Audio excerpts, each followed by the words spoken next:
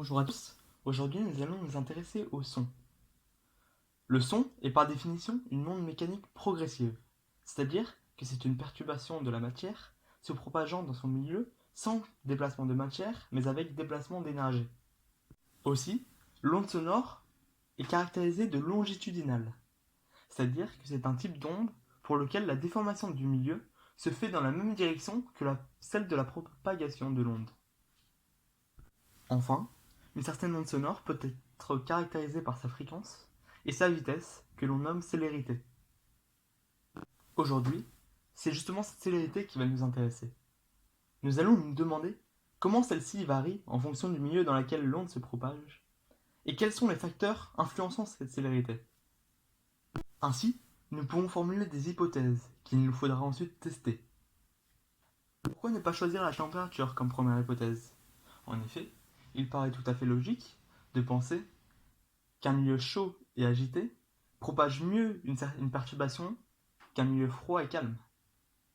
Ainsi, nous pouvons faire l'hypothèse suivante: la température fait varier la célérité du son, et plus un milieu est chaud, plus la célérité du son sera importante. Notre seconde hypothèse consiste à supposer que la pression joue également un rôle faisant varier la célérité du son. En effet, les perturbations liées à l'onde sonore sont en fait des zones de haute pression et des zones de faible pression.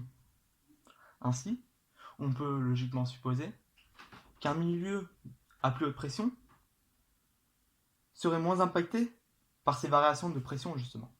Ainsi, nous pouvons supposer qu'un milieu à haute pression propage moins bien et moins rapidement l'onde sonore qu'un milieu à faible pression. Notre troisième et dernière hypothèse concernant un état de même nature consiste à supposer que l'état fait aussi varier la célérité du son. En effet, si les molécules à l'intérieur de la matière sont plus rapprochées et plus compactes, il est logique de penser que le son, ou l'onde sonore, se propage de façon plus rapide. Ainsi, d'après notre hypothèse, la célérité du son dans un milieu de même nature serait la plus élevée dans un solide, puis un peu moins élevée dans un liquide, et enfin la moins élevée dans un gaz. Notre quatrième hypothèse consiste à nous dire qu'un solide formé à partir d'une maille de compacité plus élevée propagerait plus rapidement l'onde sonore qu'un solide de compacité plus faible.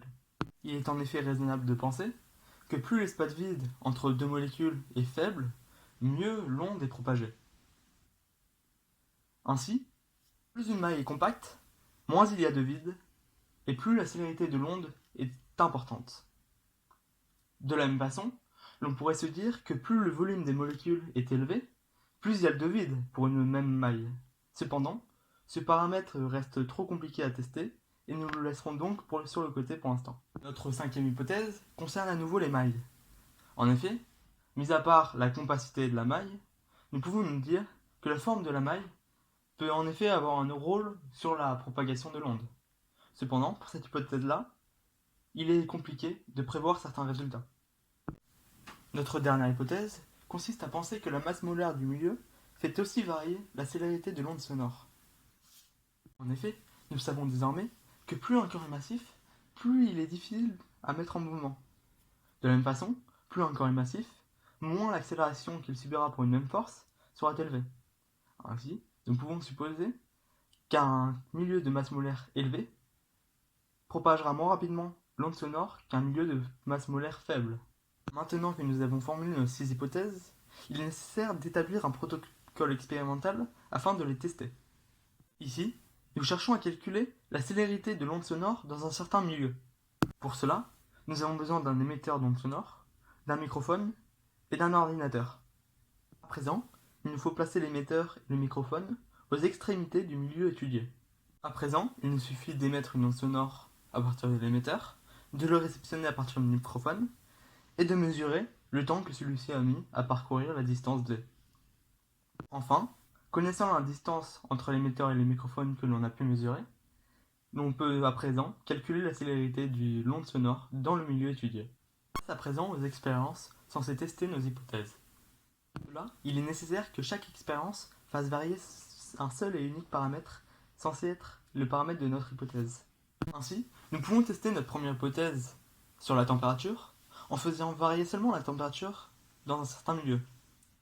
Ici, nous avons choisi de prendre l'air et de la mesurer à différentes températures à une échelle de 10 degrés. On observe effectivement une corrélation entre la température et la célérité de l'onde sonore. Plus la température est élevée, plus la célérité est élevée à son tour.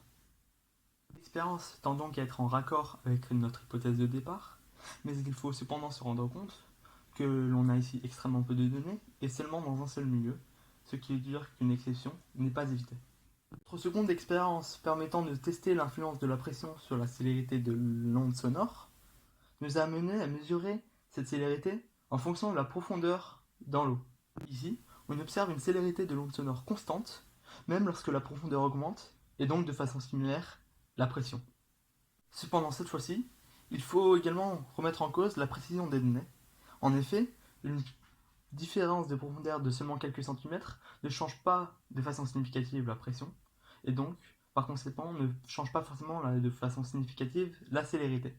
Pour valider notre troisième hypothèse, notre expérience doit mesurer la célérité de l'onde sonore dans un milieu à 3 états différents. Aussi, notre but est de tendre vers un seul paramètre variable lors de cette expérience, qui est l'état du milieu.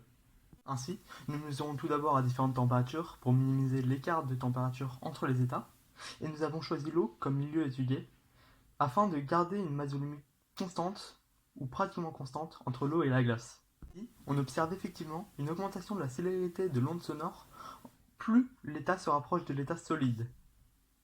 Encore une fois, il reste difficile de généraliser en raison du manque de données et de la fiabilité de notre expérience, c'est-à-dire si un seul paramètre est vraiment variable.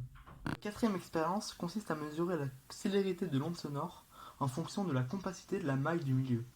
Pour cela, nous avons étudié des solides aux mailles de compacité différentes. Tout d'abord les cubiques centrés de compacité 0,68 et les hexagonales compactes et les cubiques face centrés de compacité 0,74.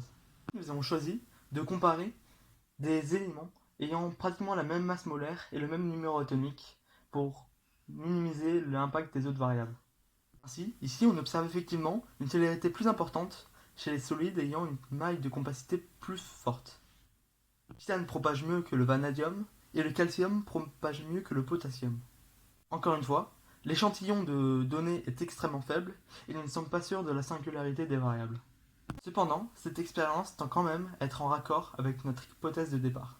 Notre cinquième expérience consiste cette fois à tester l'influence de la forme de la maille sans prendre en compte sa compacité. Ici, comme pour la dernière expérience, nous avons pris des milieux aux éléments de même masse molaire environ, de même volume molaire et masse volumique. Cependant, cette fois-ci, les milieux comparés ont une maille cubique face centrée ou hexagonale compacte ayant une compacité pratiquement égale. On observe ici des résultats n'allant pas forcément dans le même sens, et étant donc ici inexploitables. De plus, on remarque que la célérité de l'aluminium et du magnésium est très élevée, du cuivre et du zinc plus faible, ainsi que le nickel et le cobalt plutôt élevés. Pourtant, les seuls paramètres variables entre ces trois paires sont la masse molaire et le volume molaire. Or, il n'y a ici pas corrélation entre ces données. Nous pouvons donc supposer qu'un paramètre non pris en compte et inconnu impacte aussi la célérité du son. Enfin, notre dernière expérience consiste à mesurer la célérité du son en fonction de la masse molaire du milieu. Ainsi, pour avoir un seul paramètre variable, on utilise des gaz parfaits ayant une masse molaire différente, mais un volume molaire constant et une compacité à peu près équivalente étant donné que le volume des atomes dans ces gaz est négligeable. Ici, on observe des résultats totalement inexploitables, étant donné que l'azote ou l'argon permettent une célérité beaucoup plus faible malgré leur masse molaire. Cependant, encore une fois, étant donné qu'aucun autre paramètre ne varie selon nos connaissances, nous pouvons supposer l'existence d'un autre paramètre, probablement lié à l'élément du milieu.